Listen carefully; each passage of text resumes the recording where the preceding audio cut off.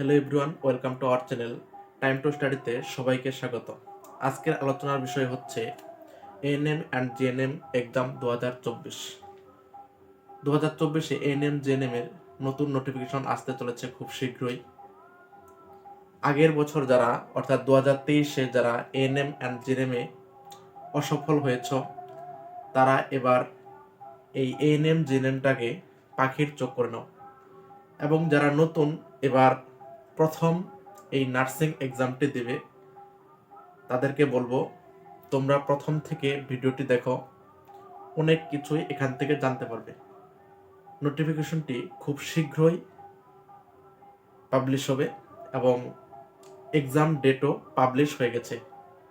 তাই সবাইকে বলছি এই ভিডিওটির প্রথম থেকে শেষ পর্যন্ত দেখো এবং ডেসক্রিপশনে এএনএম জিএনএম এর একটি হোয়াটসঅ্যাপ গ্রুপ খুলেছি আমি, যেখানে তোমাদের প্রতিনিয়তই এএনএম জিএনএম সম্পর্কে আপডেট দিয়ে থাকবো। তোমরা অবশ্যই ডেসক্রিপশনে গিয়ে লিঙ্কে ক্লিক করে আমার হোয়াটসঅ্যাপ গ্রুপে জয়েন হয়ে যেও, ঠিক আছে? ওটা আমার পার্সোনাল হোয়াটসঅ্যাপ গ্রুপ, ঠিক আছে? বেশি আলোচনা না বাড়িয়ে আমি মূল বিষয়ে চলে যাচ্ছি। এএনএম অ্যান্ড জিএনএম এক্সাম 2024, ঠিক আছে? ওয়েবসাইট, আমি প্রথমে ওয়েবসাইটটা লিখে দিয়েছি। ওয়েবসাইটটা হলো WBJEE, অর্থাৎ West Bengal joint entrance examination, ঠিক আছে? এটা একটা এন্ট্রান্স এক্সামিনেশন ক্র্যাক করে তোমাকে নার্সিংয়ের সুযোগ করে নিতে হবে, ঠিক আছে?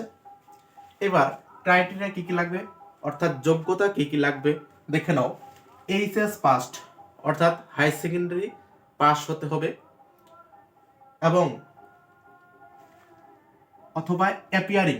অ্যাপিয়ারিং কথার অর্থ হলো এবার যারা হাই সেকেন্ডারি পরীক্ষা দেবে, ভালো করে শুনে নাও, এবার যারা 2024-এর এই ফেব্রুয়ারি মাসের 16 তারিখ থেকে হাই সেকেন্ডারি পরীক্ষা শুরু হচ্ছে, এই 16 তারিখে যারা পরীক্ষা দেবে তারাও এই ফর্মটি ফিল আপ করতে পারবে, ঠিক আছে?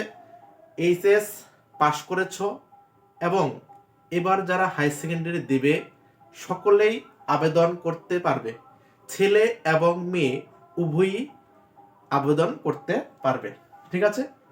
তবে ছেলেদের সিট খুব কম থাকে এবং মেয়েদের সিট ছেলেদের তুলনায় অনেকটাই বেশি থাকে, ঠিক আছে? এবং 40% মার্কস ইন ইংলিশ, এবং কি বলেছে, ইংলিশে তোমাকে 40% নাম্বার পেতে হবে, ঠিক আছে? অর্থাৎ 100-র মধ্যে যে পরীক্ষা হবে ইংলিশ, সেই ইংলিশ সাবজেক্টে তোমাকে 40 নম্বর তুলতেই হবে, ঠিক আছে? অথবা 40 নম্বর থাকতে হবে। এজ, বয়সটা দেখো কি লাগবে, 17 থেকে 40 বছরের মধ্যে যারা আছো তারা আবেদন করতে হবে। এটা খুবই ভালো সুযোগ। আগে ছিল 17.5 বছর, কিন্তু গতবার এটা এজটা 17 থেকে বলে দিয়েছে। তবে এবার শুনতেছে 17 বছর থেকে মানে এই 40-এর উপরেও যারা আছো তারাও ফিল আপ করতে পারবে। এটা মানে এবার নোটিফিকেশনে দিতে পারে। তাহলে আমি আগেরটাই বলছি, আগের ক্রাইটেরিয়া যা ছিল 17 থেকে 40 বছরের মধ্যে যারা, তারা আবেদন করতে পারবে। ফর্ম ফিল আপ ডেট কবে, এক্স্যাক্টলি টাইম বলেনি ওরা। কি বলেছে, ফেব্রুয়ারি অথবা মার্চে, এই 2024-এর ফেব্রুয়ারি অর্থাৎ সামনের মাসে, ফেব্রুয়ারি অর্থাৎ মার্চ মাসেই ফর্ম ছেড়ে দেবে, ঠিক আছে? আগের বছর, গত বছরও ফেব্রুয়ারি মাসে ফর্ম ফিল আপ শুরু হয়েছিল। আশা করছি এবারও ফেব্রুয়ারি মাসে ফর্ম ফিল আপ শুরু হয়ে যাবে। এবং ওরা এক্সাম ডেট পাবলিশ করেছে, এটা যেহেতু টেন্টেটিভলি বলেছে, অর্থাৎ সম্ভবত বলেছে 14 জুলাই 2024, ঠিক আছে? এর নোটিশটা, ফাইনাল নোটিশটা তোমরা কোথায় পাবে, এই ওয়েবসাইটে চলে যাবে, তারপর দেখবে নিচে দিয়ে স্ক্রল করে আসবে, দেখবে লেখা আছে tentative exam schedule of all entrance examination 2024। ওই লিঙ্কে ক্লিক করবে, তারপর দেখবে একটা পিডিএফ পাবে, ওই পিডিএফে দেখবে এই এক্সাম ডেটটা বলা আছে 14 জুলাই 2024, ঠিক আছে? তাহলে হাতে কিন্তু সময় খুব একটা নেই। জানুয়ারি মাস শেষ হয়ে গেল, ফেব্রুয়ারি, মার্চ, এপ্রিল, মে, জুন, জুলাই মাস তোমাকে রিভিশন করতে হবে। অর্থাৎ হাতে 5 মাস সময় আছে। ঠিক আছে, যদি এখন থেকেই পড়াশোনা শুরু করে দাও তাহলে 5 মাস সময় পাবে এই এক্সামটি দেওয়ার আগ পর্যন্ত। ঠিক আছে, তাহলে এক্সাম ডেট কি বলেছে? 14 জুলাই 2024। ঠিক আছে, এবার সিলেবাসটা একটু দেখে নাও। সিলেবাসটা কি বলছে? প্রথমে লাইফ সায়েন্স। লাইফ সায়েন্সে 40টি কোশ্চেন থাকবে। এটা সেকশন ভাগ করেছি, নাম্বার অফ কোশ্চেন্স এবং টোটাল মার্কস। কোশ্চেন কয়টা থাকবে? লাইফ সায়েন্স থেকে 40টি কোশ্চেন থাকবে এবং টোটাল মার্কস থাকবে 50। এবার 50 কিভাবে হবে? এখানে ক্যাটাগরি 1 এবং ক্যাটাগরি 2 থাকে। ক্যাটাগরি 1 হলো 1 নম্বরের প্রশ্ন থাকে এবং ক্যাটাগরি 2তে 2 নম্বরের প্রশ্ন থাকে। ঠিক আছে, সম্ভবত 10টা না 15টা, সম্ভবত 10টা 2 নম্বরের কোশ্চেন থাকে এবং 1 নম্বরে 30টা থাকে। এইভাবে 50 নম্বর হবে। ফিজিক্যাল সায়েন্সে টোটাল কোশ্চেন থাকবে 20টা এবং টোটাল মার্কস হবে 25টা। ঠিক আছে, টোটাল মার্কস কত? 25। এখানেও ক্যাটাগরি 1 এবং ক্যাটাগরি 2 মান 2 এরও কিছু কোশ্চেন থাকে। এবার 2 এর কোশ্চেনগুলো কেমন? যেমন মান 1 এর মানে ক্যাটাগরি 1 এর যে কোশ্চেনগুলো থাকবে সেখানে এমসি কোশ্চেন থাকবে। ঠিক আছে, এই যে কোশ্চেন টাইপটা হলো এমসিকিউ টাইপ। একটা কোশ্চেনের 4 অ্যান্সার অপশনস, অর্থাৎ 4টি করে অপশন থাকবে। ক্যাটাগরি 1 এ যে কোনো একটা সঠিক উত্তর হবে এবং ক্যাটাগরি 2 তে অর্থাৎ মান 2 এর প্রশ্নগুলি কি হবে? মানে উত্তর মানে 1 এর অধিক অপশন যে থাকবে, 1 এর অধিক উত্তর হবে। ঠিক আছে, 1 এর অধিক মানে ওইখানে 4টা অপশনের মধ্যে 2টা অপশন সঠিক হবে অথবা 3টি হতে পারে। ঠিক আছে, এইভাবে 1 এর অধিক উত্তর হবে, ওটা category 2। English category 2 life science এবং ফিজিক্যাল সায়েন্সে ক্যাটাগরি 2 থাকে, মান 2 এর কোশ্চেন থাকে এবং বাকি যে সাবজেক্টগুলো আছে সেখানে কোনো ক্যাটাগরি 2 অর্থাৎ মান 2 এর কোনো কোশ্চেন নেই, সবগুলোই মান 1 এর। ইংলিশ 15টি কোশ্চেন থাকবে, 15 নাম্বার।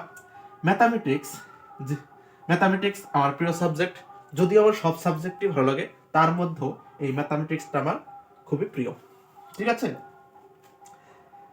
ম্যাথামেটিক্স 10 নম্বর থাকবে, 10টি কোশ্চেন থাকবে যেখানে 10 নম্বর থাকবে এবং জেনারেল নলেজ অর্থাৎ জিকে এখানে 10টি কোশ্চেন থাকবে যার জন্য 10 নম্বর বরাদ্দ থাকবে এবং লজিক্যাল রিজনিং অর্থাৎ জিআই থেকে 5টি কোশ্চেন থাকবে এবং 5 নম্বর থাকবে।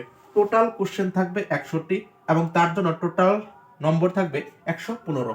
ঠিক আছে, কোশ্চেন টাইপ তো বলে দিলাম, এমসিকিউ কোশ্চেন হবে এবং এক্সাম টাইমটা মানে কতক্ষণ সময় পাবে এই 115 মধ্যে পরীক্ষা দেওয়ার জন্য? 1 ঘন্টা 30 মিনিট, অর্থাৎ 1.5 ঘন্টা সময় পাবে। ঠিক আছে, তাহলে এই ছিল আজকের টপিক। এটা তোমাদের জানাটা অবশ্যই জরুরি, কারণ এটা মেয়েদের খুবই সুবর্ণ সুযোগ, বলতে গেলে মেয়েদের খুবই সুবর্ণ সুযোগ। কারণ যেটা মানে 2021-এর আগ পর্যন্ত হায়ার সেকেন্ডারিতে যাদের নম্বর খুবই ভালো থাকতো তারাই এই নার্সিংয়ের সুযোগ পেত সরকারিভাবে, আর বেসরকারিভাবে অনেক টাকা লাগতো, 1 লক্ষ 2 লক্ষ টাকা লাগতো, সেই টাকা দিয়ে কোর্স করতে হতো। তবে বেসরকারি চেয়ে সরকারিটা ভ্যালু বেশি দিত। তাই 2021 সাল থেকে এই এক্সামের মাধ্যমে প্রার্থীকে বাছাই করে নার্সিংয়ের জন্য এটা খুবই ভালো। যদি এখানে তুমি মানে পাশ করতে পারো, এই এক্সাম দিয়ে পাশ করতে পারো, তুমি সরকারি কোনো কলেজে চান্স পাবে, সেখানে ট্রেনিং করার সুযোগ পাবে। ঠিক আছে, আমি এএনএম জেএনএম এর নিয়ে অনেক খুঁটিনাটি তথ্য তোমাদের দেব, এমন তথ্য দেব তুমি কোথাও সেগুলো জানতে পারবে না। ঠিক আছে, আর এই সিলেবাস নিয়ে মানে লাইফ সায়েন্স ফিজিক্যাল সায়েন্স, ও আরেকটা কথা বলছি, এই লাইফ সায়েন্স ফিজিক্যাল সায়েন্স এবং ম্যাথামেটিক্স এই 3টি সাবজেক্ট মানে 10th স্ট্যান্ডার্ড কোশ্চেন থাকবে, অর্থাৎ মাধ্যমিক লেভেলে কোশ্চেন থাকবে। যদি তুমি মাধ্যমিক অর্থাৎ 9-10 এর জীবনবিজ্ঞান, ভৌতবিজ্ঞান এবং অঙ্ক খুব ভালো করে প্রিপারেশন নাও, সেখান থেকেই সমস্ত কোশ্চেন কমন পেয়ে যাবে। আমি বিগত বছরের কোশ্চেনগুলো সলভ করাবো, প্রতিটা সাবজেক্ট ধরে ধরে সলভ করাবো। তখনই তোমরা বুঝতে পারবে যে কোন সাবজেক্টের কোন টপিকটা তোমাকে বেশি পড়তে হবে, এবং সেখানে আমি অবশ্যই বলে দেব কোন সাবজেক্টের কোন চ্যাপ্টারগুলো বেশি পরিমাণে জোর দিতে হবে। ঠিক আছে, তাই বলছি যারা যারা আমার এই চ্যানেল নতুন তারা অবশ্যই চ্যানেলটি সাবস্ক্রাইব করে রাখো বিভিন্ন আপডেট পাওয়ার জন্য, এবং বন্ধু বান্ধবদের মধ্যে এই ভিডিওটি শেয়ার করে দাও। ঠিক আছে, তাহলে আমি পরবর্তীতে NM/JN এর বিভিন্ন কোশ্চেনের আলোচনা করব। বিগত বছরে 2021 সালে, 22 সালে, 23 সালে যে কোশ্চেনগুলো এসেছিল সেই কোশ্চেনগুলো নিয়ে আমি আলোচনা করব। তোমরা অবশ্যই চ্যানেলটি সাবস্ক্রাইব করে রাখো, আর ডেসক্রিপশনে হোয়াটসঅ্যাপ গ্রুপের লিঙ্ক আছে, তোমরা অবশ্যই জয়েন করে নিও। ঠিক আছে, ধন্যবাদ।